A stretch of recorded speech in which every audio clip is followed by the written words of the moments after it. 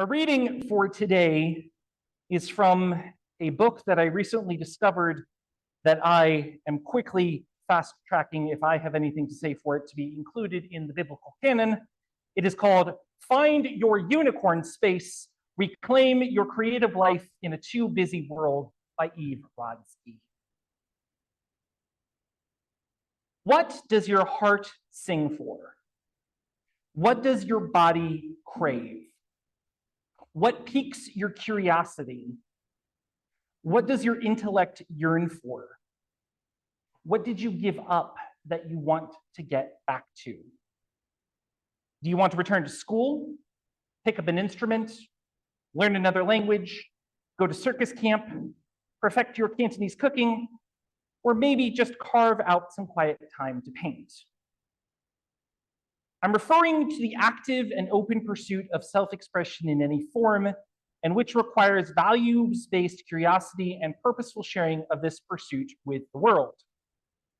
Whether it be creating art, expanding your knowledge within your area of expertise, or developing a new skill, I'm talking about an activity that you lose yourself in, that you crave to go back to when you're away from it, that gives you pleasure outside of your work, your family, and your other obligations. It's something that you do just for yourself, and because it brings you so much joy, you want to share it with others. According to a study out of New Zealand, engaging in creative expression like I'm describing contributes to an upward spiral of positive emotions, physical well-being, and feelings of flourishing in life, which researchers defined as feeling engaged in daily life, experiencing positive personal growth, and cultivating social connections. This relates to the broad and build theory of positive emotions first developed by Barbara Fredrickson. Tony Wagner, a senior research fellow at the Learning Policy Institute, takes it a step further with his research, showing that creative expression gives us a sense of purpose, along with enhancing resilience and contributing to a sense of playfulness and curiosity. Given the research, I invite you to begin thinking of the active and open pursuit of your creative self-expression, not as optional or as an add-on to your current life, but as an essential and fundamental to your physical, emotional, and mental health as a whole person. Unicorn space may sound like the stuff of glitter and rainbows, and paradoxically, it is the magic that will light you up as you inevitably face the hardships of life. But unicorn space won't serve to replace or stop the storms from coming. The truth is, if we want to avoid burning out, we each have to find time to step back, cultivate our curiosities, interests, and passions, and remember who we are apart from our jobs and family roles. No matter what is affecting your life, creative self-expression like I'm describing is essential to your physical and mental well-being. In fact, it has been found to be a form of transformative coping that allows individuals to deal with transitions and stressful events. Additionally, creativity is essential to the health of your partnerships and your ability to model what a full and meaningful life looks like to your children, your friends and colleagues, and your communities.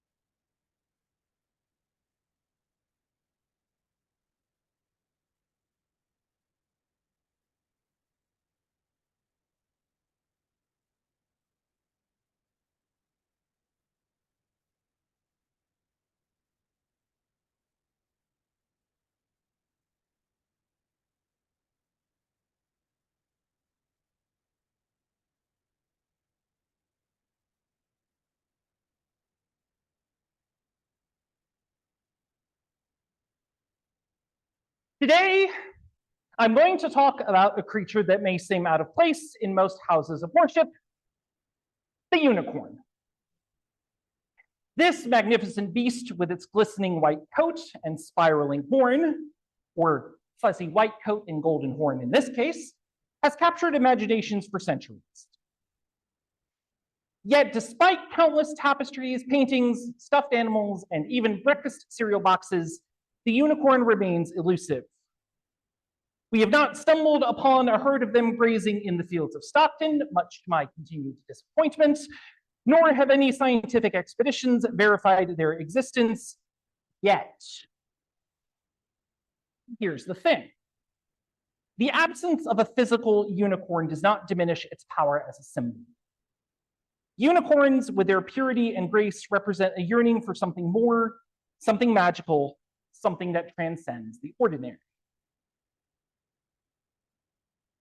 But instead of spending our days searching for unicorns in faraway lands, what if we looked inward? What if the true magic, the true joy, resides not in some mythical creature, but within ourselves? When I wrote the original unicorn sermon back in 2018, it was because I am obsessed with all things unicorn and had just come upon the revelation that unicorns were mentioned in the Bible. Revelation, Bible, see what I did there? I wanted to hear someone take my two latent passions of unicorns and theology and see how they might be combined.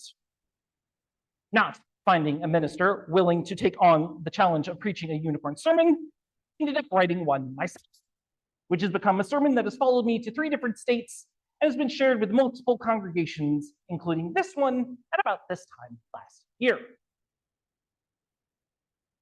But what I did not realize until I sat down to write this Unicorn Sermon 2.0 was that in spite of all of the meticulous research about unicorns and their history and meaning that I undertook, y'all know how I sermon, and used to support a message about going out and finding magic in the world, what I was actually doing was sharing something of me with others, just like Eve Rodsky mentions in the reading that we heard today.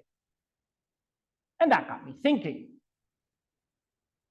What if those crazy, goofy, colorful, creative pursuits that seem completely and totally off the wall have been the unicorns that I have been talking about all along?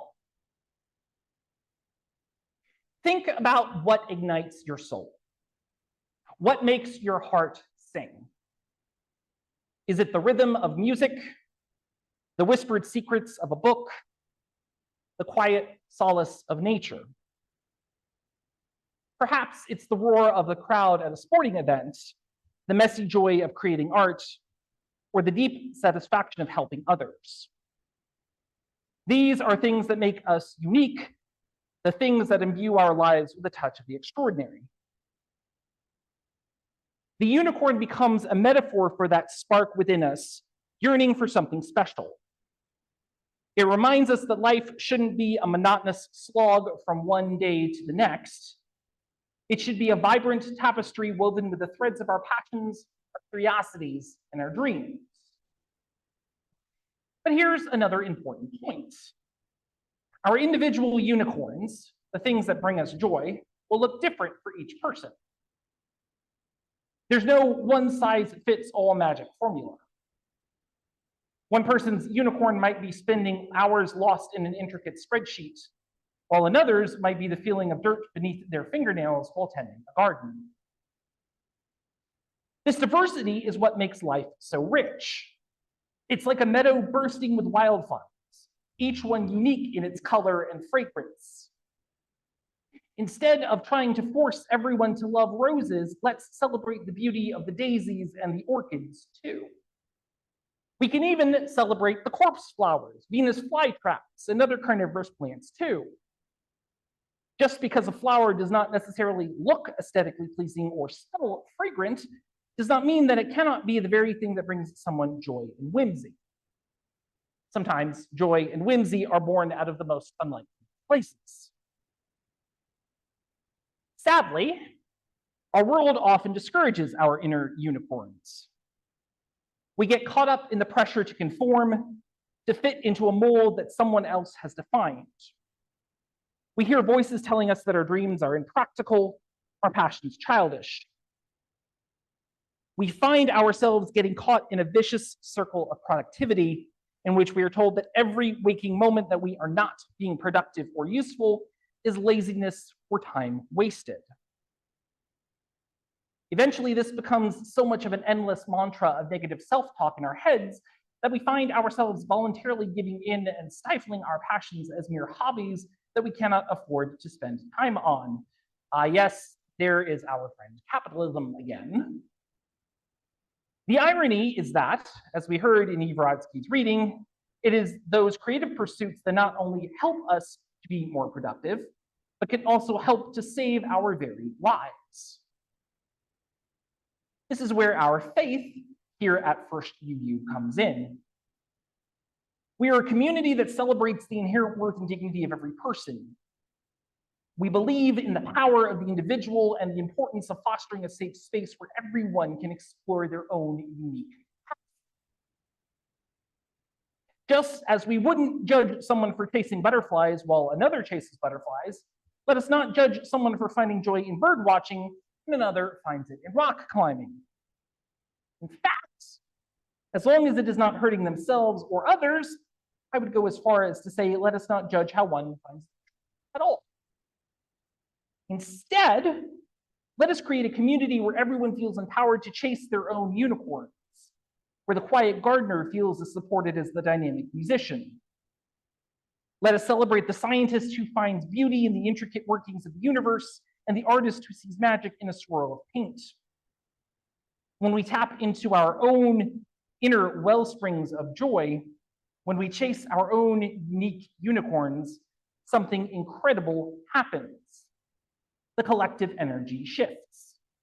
The world becomes a brighter and more vibrant place. Now, at this point in the sermon, you might be thinking, Reverend Matt, this is all fine and good, but how do I actually find my inner unicorn? How do I translate this beautiful metaphor into tangible action? Well, I'm glad you asked. Here are some practical steps to get you started. Self-reflection. Dedicate some time to introspection. Ask yourself, what truly brings me joy? What activities make me lose track of time? What did I love to do as a child? Don't be afraid to explore seemingly childish pursuits. Sometimes the simplest things hold the most magic. Reclaim your time. Easier said than done. Our schedules are often overflowing with obligations. Make a conscious effort to carve out time for activities that nourish your soul. That might mean saying no to some things. But remember, you deserve to nurture your inner spark. Embrace the unfamiliar. Sometimes our unicorns are hiding in plain sight. Step outside your comfort zone and try something new. Take a class, join a club, or simply strike up a conversation with someone you wouldn't normally talk to. You never know what hidden treasures you might discover. Seeking inspiration. Look to others who are living authentically and pursuing their passions. Read stories, watch documentaries, or even talk to people in your own community who seem to radiate joy. Their journeys might spark ideas for your own. And practice gratitude. Take time each day to appreciate the things that bring you joy, big or small. Gratitude fosters a sense of abundance and encourages you to seek out more of what makes you happy. Remember, the journey toward finding your inner unicorn is an ongoing process. There will be times when you feel lost or discouraged, but don't give up. The very act of searching is a form of self-discovery, and every step you take brings you closer to your own unique brand of magic. Now, finding your inner unicorn is important, even essential, but it is only part of the equation. Just as a single flower is beautiful, a whole meadow is breathtaking. Our Unitarian Universalist faith emphasizes the importance of community. We are called to love and support each other even when our paths diverge. So, how do we create a community that celebrates the diverse spectrum of human experience? We practice radical acceptance. We all come from different backgrounds and have different dreams. Let us strive to create a space where everyone feels welcome and respected, regardless of their pursuits. We listen with an open mind.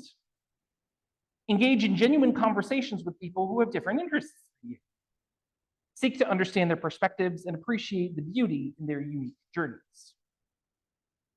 Celebrate differences. When someone shares their passion, no matter how unusual it may seem, offer encouragement and support. Their joy might just be contagious. And embrace collaboration. Sometimes the most beautiful things are created when people with different skill sets come together. Look for opportunities to collaborate with others who have different interests.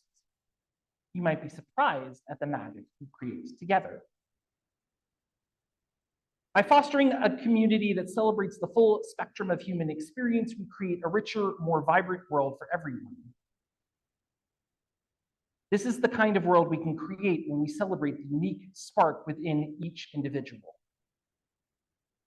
So go forth and chase your unicorns. Let your passions be your compass, and let your joy be your guiding light. May it ever continue to be so. Blessed be. Amen. Shalom. Assalamu alaikum. Namaste. Thank you all so much.